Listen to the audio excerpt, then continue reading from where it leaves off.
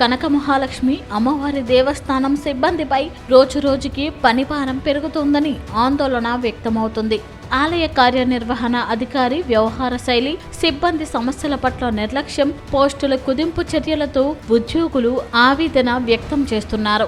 EO ఉద్యోగుల అభిప్రాయాలను పరిగణలోకి తీసుకోకుండా ఏకపక్ష నిర్ణయాలు తీసుకుంటున్నారనే టాక్ వినిపిస్తుంది. బయట ఎక్కడ మాట్లాడితే ఉద్యోగ భద్రతకు ముప్పు వాటిల్లుతుందనే భయంతో సిబ్బంది మౌనంగా విధులు నిర్వర్తిస్తున్నారని సమాచారం.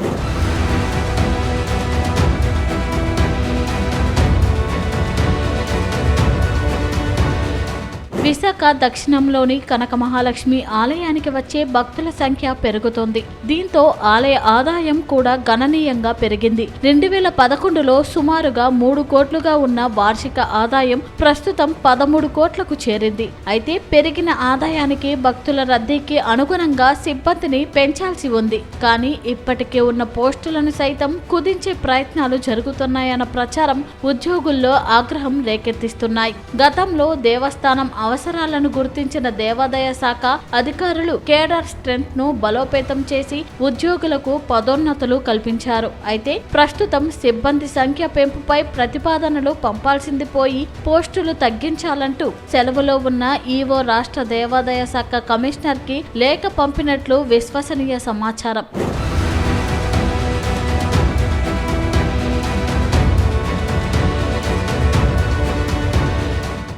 ఈ విషయం తెలిసి సీఈఓతో పాటు ఏపీ ప్రధాన దేవాలయాల ఉద్యోగుల సంక్షేమ సమాఖ్యకి వినతి పత్రాలు సమర్పించినప్పటికీ స్పందన కనిపించలేదని ఉద్యోగులు వాపోతున్నారు. దేవాదాయ శాఖ ఆదేశాల మేరకు ఒక కార్యనిర్వాహక ఇంజనీర్, ఒక ఏఈఓ పోస్టులను రద్దు చేసినట్లు సమాచారం.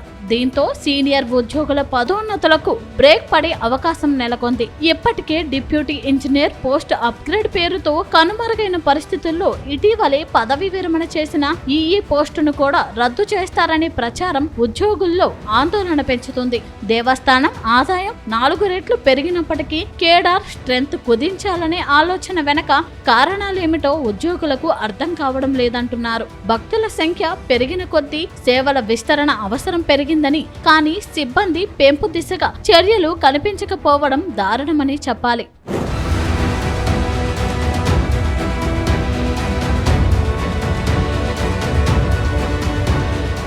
జగదాంబ జంక్షన్ సమీపంలోని అంబికాబాగ్ రామాలయాన్ని కనక మహాలక్ష్మి దేవస్థానం దత్తత తీసుకుని నిర్వహిస్తుంది. అయితే ఆ ఆలయ నిర్వహణకు సిబ్బందిని నియమించకుండా కనక మహాలక్ష్మి ఆలయ ఉద్యోగులతోనే పనులు చేయిస్తున్నారు. పలువురు ఉద్యోగుల పదవీ విరమణతో సిబ్బంది కొరత నేపథ్యంలో ఇబ్బందులు పడుతున్న ఉద్యోగులపై అదనపు పనిభారం పడుతుందని చెప్పాలి. ముఖ్యంగా మార్గశిర ఉత్సవాల వంటి సమయంలో సిబ్బంది విధి నిర్వహణ చాలా క్లిష్టంగా మారుతుందని ఉద్యోగులు ఆవేదన వ్యక్తం చేస్తున్నారు. అలాగే కొందరు సిబ్బందిని అకారణంగా అంబికాబాగ్కి బదిలీ చేస్తున్నారని అంటున్నారు. ఈ నేపథ్యంలో ఉద్యోగులు ఇటీవల ట్రస్ట్ బోర్డు చైర్మన్ కందుల నాగరాజుకు తమ సమస్యలను వివరించారు.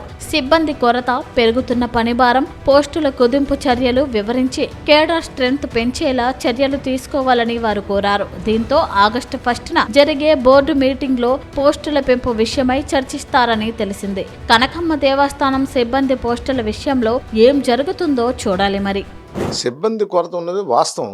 దాన్ని ఆల్రెడీ మేమేమో ట్రస్ట్ బోర్డులో పెట్టాలి. పెట్టిన తర్వాత ఏఈఓ నోటి, తర్వాత ఈఈ కూడా రిటైర్ అయిపోయారు, ఏఈఓ రిటైర్ అయిపోయారు, ఇంకో ఏఈఓ కూడా అతి త్వరలో రిటైర్ అయిపోవడానికి అవకాశం ఉంది. అటువంటి అంచేత ఖచ్చితంగా కమిషనర్ తోని, ఇటు మినిస్టర్ గారితో మాట్లాడుతున్నాం. తర్వాత ఎమ్మెల్యే గారితో కూడా చెప్పడం జరిగింది. కొత్తగా ఏఈఓ పోస్ట్ ఒకటి, తర్వాత ఇంకొక ఏఈఓ తీసుకోవాలి. తర్వాత స్టాఫ్ ను కూడా పెంచాలనేసి ఒక ఆలోచన చేస్తున్నాం. ఎందుకంటే సదుపాయాలు చాలడం లేదు. తప్పనిసరిగా దాని మీద దృష్టి పెడుతున్నాం. ప్రత్యేకించి మన స్థబిత గారు వచ్చారు. స్థబిత గారు వచ్చిన తర్వాత దేవాలయం మార్పుల గురించి కూడా మాట్లాడటం జరిగింది. అయితే కొన్ని అనివార్య కారణాల వల్ల మనం మీటింగ్ క్యాన్సిల్ చేసుకున్నాం. ఇప్పుడు మళ్ళీ 1వ తారీఖుని ట్రస్ట్ బోర్డు మీటింగ్ పెట్టుకొని ఆ మీటింగ్లో చాలా నిర్ణయాలు తీసుకొని తప్పనిసరిగా ఇవన్నీ రెక్టిఫై చేయడానికి ప్లాన్ చేస్తాం.